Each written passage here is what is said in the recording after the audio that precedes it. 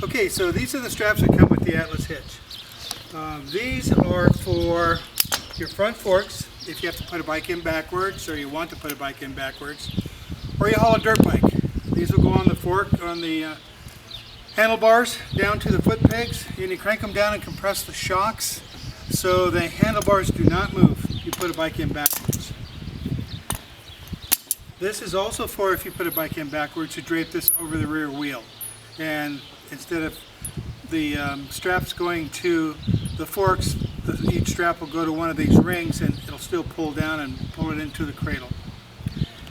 And then it comes with an assortment of different length straps for wherever your bike's pegs are. It might be back a little further than this bike here.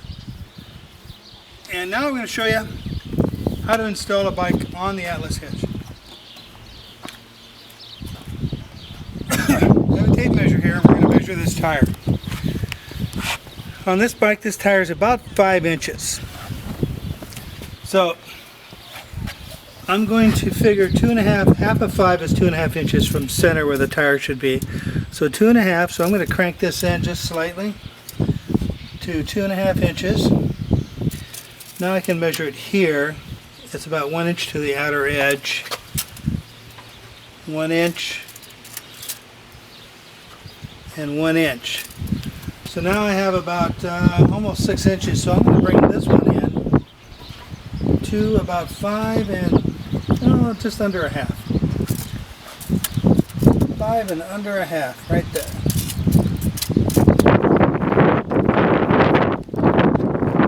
Okay, I'll set that tape aside.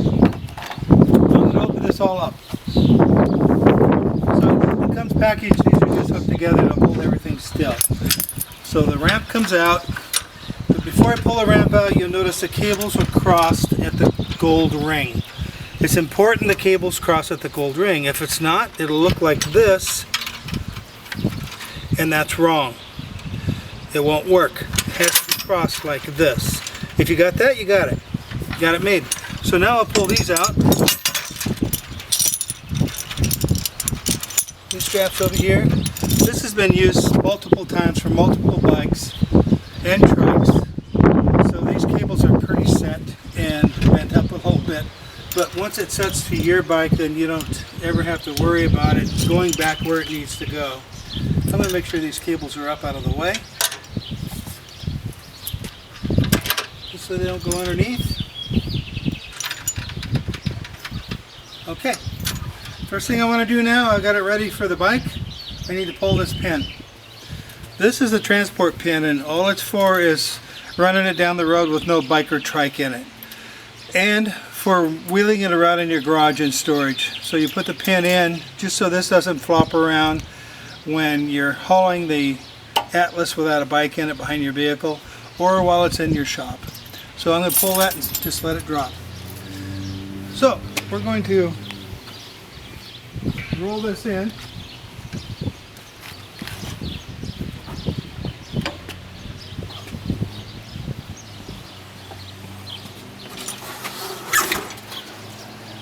Now, it's really important that the rear peg, the bottom pegs over here, which I'm about to show you, touch the ground. See how it moves? Those cleats are not touching the ground, so it's going to move. I can't get off the bike without it tipping to the left or to the right. So I'm going to pull it off.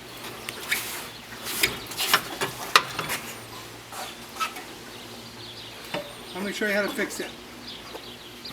Some vehicles, or the back end of the truck or SUV is up at an angle like this, and if that happens, then this won't touch. In this case, this one's up also, and so I'm going to show you. I got an old piece of wood here, scrap piece of wood. I'm going to stick it under these cleats, right there.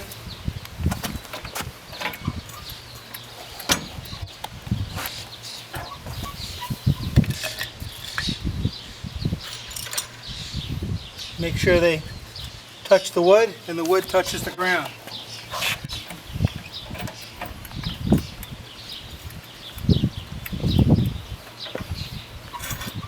When the bike goes on there, it shouldn't move. I'll move that back a little. Just straps are all clear. Let's do that again.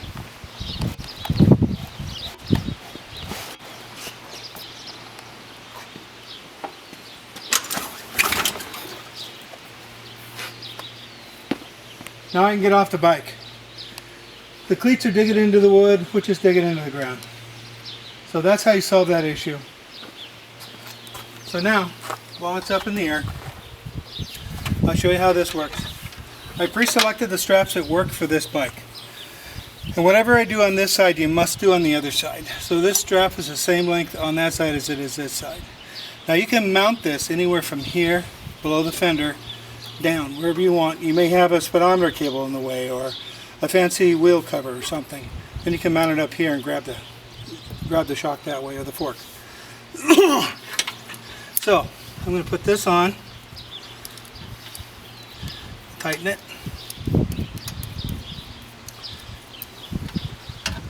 put it right there. Now this one I pre-selected also. Whatever I do on this side, I do on that side. So this one, if you notice, comes out about that far. If I reach through here, this one comes out the same. It's important they are the same. So I'll put this on.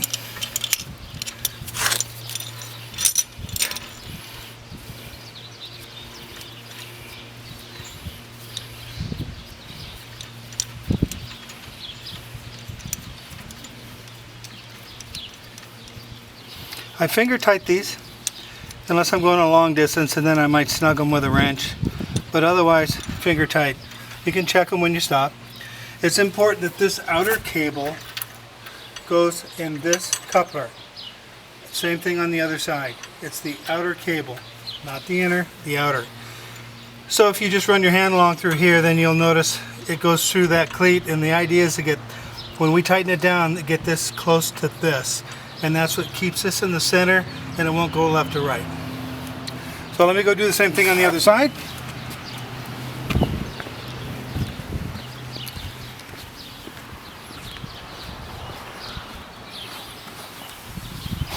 Okay, this is the same as the other side, so I'm good to go.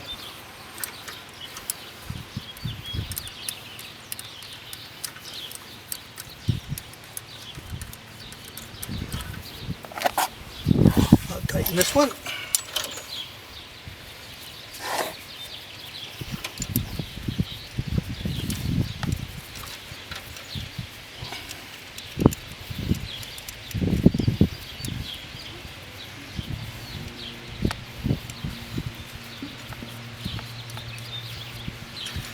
Now this ramp is movable. I want to make sure you know that. So you can push it up or push it down.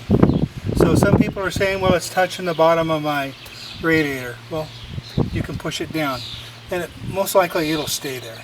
I've never seen one move. But if you feel like you need to, put a piece of carpet here and wire tie it on the end, just in case your bike, this goes underneath the front of your bike. Otherwise it should stay right there. Okay, so now cables are all free. I'm going to flip back here again. With a trike, you leave these loose like this and let the tire move in there, back and forth, because it's got a rear axle. You want it to follow the road, and it needs to be loose in here. So really, if it's touching the tire on all of them, that's good enough. Again, with a trike, you don't use this. You just keep it loose or leave it off. That's the hitch stabilizer. Just wanted to remind you. So with a bike, I want it to stand straight up and down. So I'm going to tighten. We're not going to fool with this side. We've already set it. So I'm going to tighten this side. See the bike move?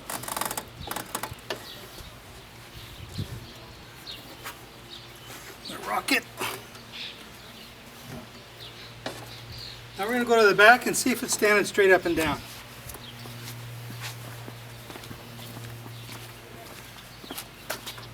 Nope, it's leaning to the left.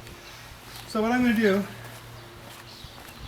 is loosen the opposite side, the middle one on the bottom. I'm going to loosen this one.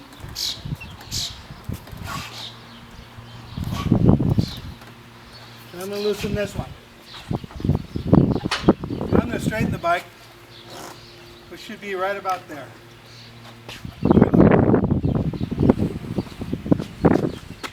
A little more. Your preference. Now I'm going to tighten them again.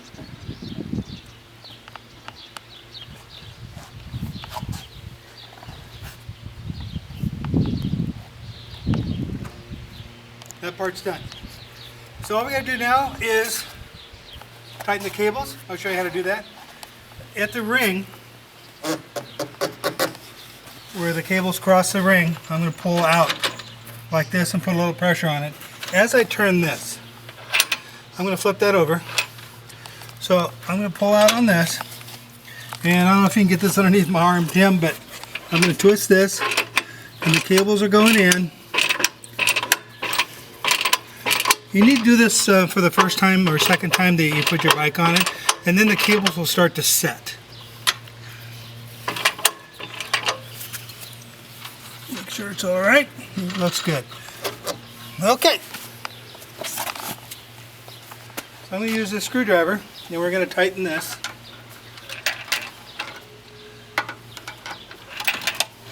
See how the shocks come down? I'm going to compress them just a little bit.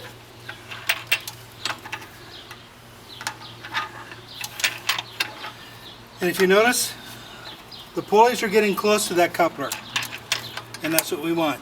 And because your straps are the same on both sides, this is going to center itself automatically, and that's what we want. I'm going to crank it up a little.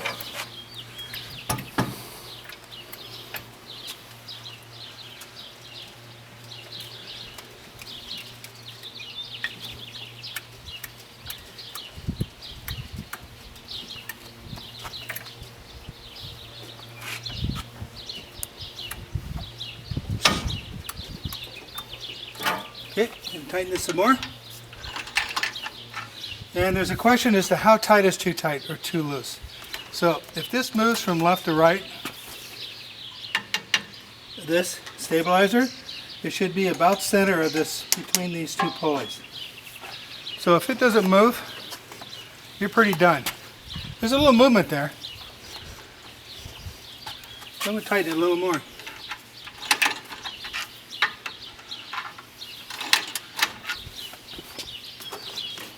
We're done.